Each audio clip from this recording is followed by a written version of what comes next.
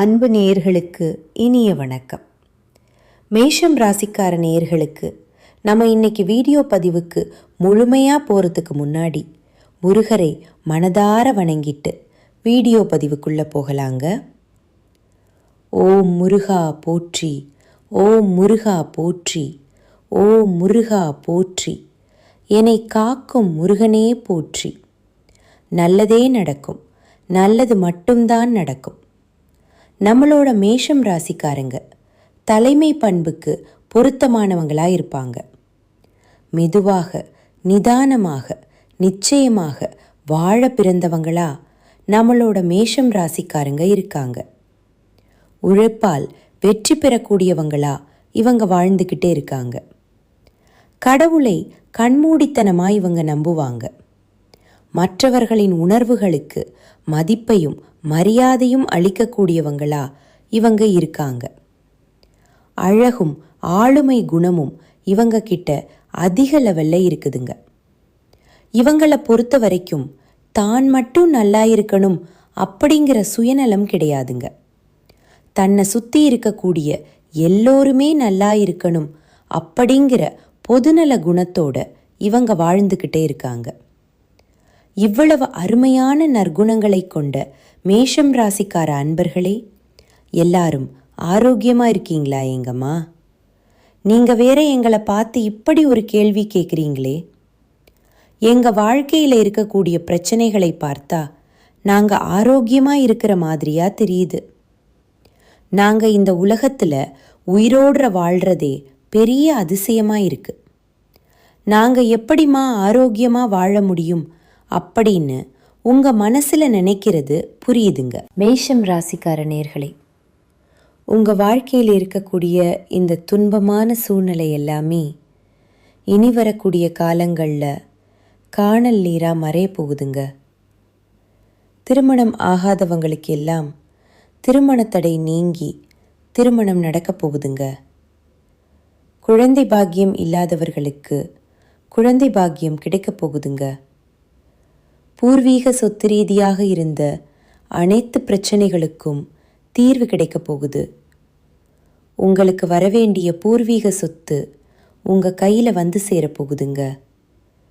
உங்கள் வாழ்க்கையில் நல்லதெல்லாம் அடுக்கடுக்காக நடக்கப் போகுதுங்க. உங்களுடைய ஆசைகள், கனவுகள் எல்லாமே நிறைவேறப் போகுதுங்க.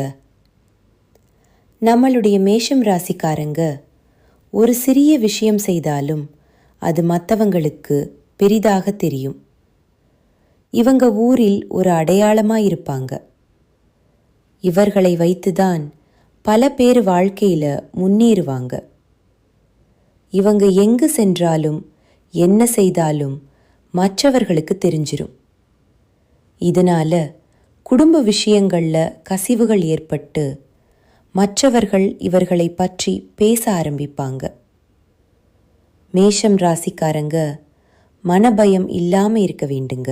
முருகனை நம்பினா இவர் உங்களை காப்பாற்றுவார்.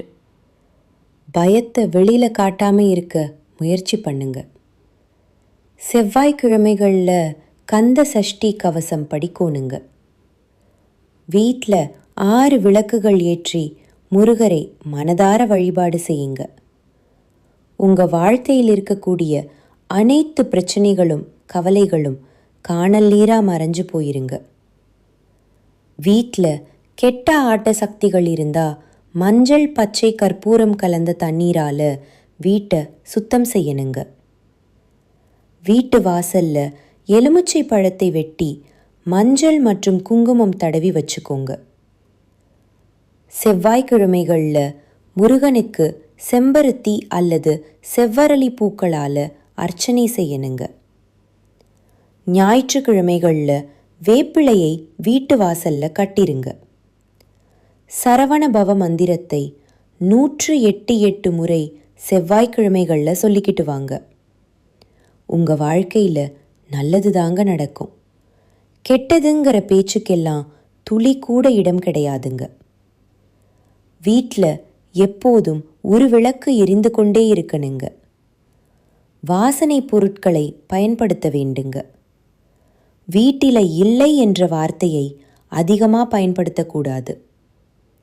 கெட்ட வார்த்தைகளை தவிர்க்கணுங்க. பசுமாடு கன்றுக்குட்டியை வீட்டுக்கு அழைத்து வந்து கோமாதா பூஜை செய்யணுங்க.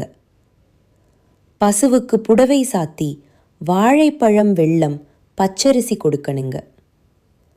தூப தீபங்கள் காட்டி நமஸ்காரம் செய்யணுங்க. ஐயப்பன் மந்திரத்தை தினமும் வீட்டில் சொல்லணுங்க. இதனை செய்வதன் மூலமாக உங்க வாழ்க்கையில நல்லது தாங்க நடக்கும். கெட்டதுங்கிற பேச்சுக்கள்லாம் துளி கூட இடம் கிடையாதுங்க. இந்த பரிகாரங்களை செய்வதன் மூலமா வீட்டில் உள்ள கெட்ட சக்திகள் விலகி நல்ல சக்திகள் பெருகும். வாழ்க்கையில் நிம்மதி நிச்சயமாக கிடைக்குங்க.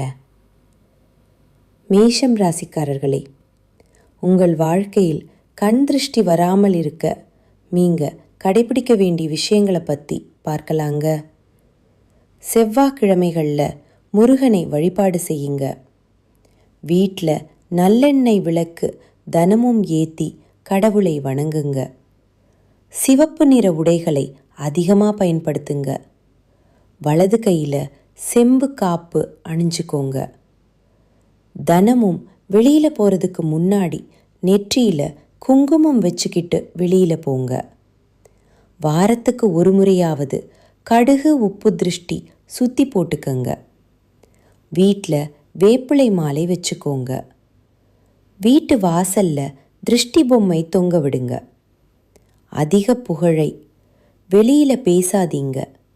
மனசில் பட்டதை உடனே சொல்லாமல் அமைதியாக இருந்துக்கோங்க. செவ்வாய்க்கிழமைகளில் அசைவம் சாப்பிடுவதை தவிர்ப்பது நல்லதுங்க. ஏழைகளுக்கு உணவு தானம் பண்ணுங்க. வாரத்தில் ஒரு நாள் அம்மன் கோயிலுக்கு போயிட்டு அம்மனை மனதார வணங்கிட்டு வாங்க. தினமும் காலையில் ஓம் சரரவண பவ மந்திரத்தை 11 முறை சொல்லிக்கிட்டு வாங்க. வீட்டை சுத்தமாகவும் ஒழுக்கமாகவும் வச்சுக்கோங்க. கோபம் வந்துச்சுன்னா கோபத்தை வெளிக்காட்டாம மௌனத்தை கடைபிடிச்சு பாருங்க. நிச்சயமா நல்லது தாங்க நடக்கும். உடைந்த கண்ணாடி, பழைய பொருட்களை வீட்டில் வைக்காம அகற்றது நல்லதுங்க. உறக்கம் குறையாமல் பார்த்துக்கோங்க. திங்கள் அல்லது செவ்வாய்க்கிழமைகளில் பச்சை பயிறு சுண்டலை தானமாக கொடுங்க. வாரத்துக்கு ஒரு முறை பொன்னாங்கண்ணி கீரையை உணவில் சேர்த்துக்கோங்க. நிச்சயமாக உங்கள் வாழ்க்கையில் கண் திருஷ்டியே வராதுங்க. உங்கள் வாழ்க்கையில் மேலும் நல்லதெல்லாம் நடக்க உங்கள் வீட்டுக்கு அருகில் இருக்கக்கூடிய முருகர் ஆலயத்துக்கு போயிட்டு முருகரை மனதார வணங்கிட்டு வாங்க. நல்லதே நடக்கும். நல்லது மட்டும்தான் நடக்கும். இந்த உலகத்தில் யாருங்க கோடீஸ்வரன்? கோடி கோடியாக பணம் வச்சிருக்கிறவங்களா? பிடிச்ச உணவுகளை சாப்பிட்றவங்களா? பிடிச்ச உறவுகள் கிட்ட பேசுகிறவங்களா? இதில் யாருமே கோடீஸ்வரன் கிடையாதுங்க. யார் ஒருத்தவங்க நோய் நொடி இல்லாமல் மனக்கவலை இல்லாமல் நிம்மதியாக தூங்குறாங்களோ அவங்க தாங்க இந்த உலகத்திலேயே சிறந்த கோடீஸ்வரன். அப்பேற்பட்ட கோடீஸ்வரன் ஆகக்கூடிய யோகம் உங்களுக்கு இந்த மாதம் அமைஞ்சிருக்குதுங்க. உங்கள் வாழ்க்கையில் இனி வரக்கூடிய காலங்களில் கவலை, கண்ணீர் அப்படிங்கிற பேச்சுக்கெல்லாம் துளி கூட இடம் கிடையாதுங்க.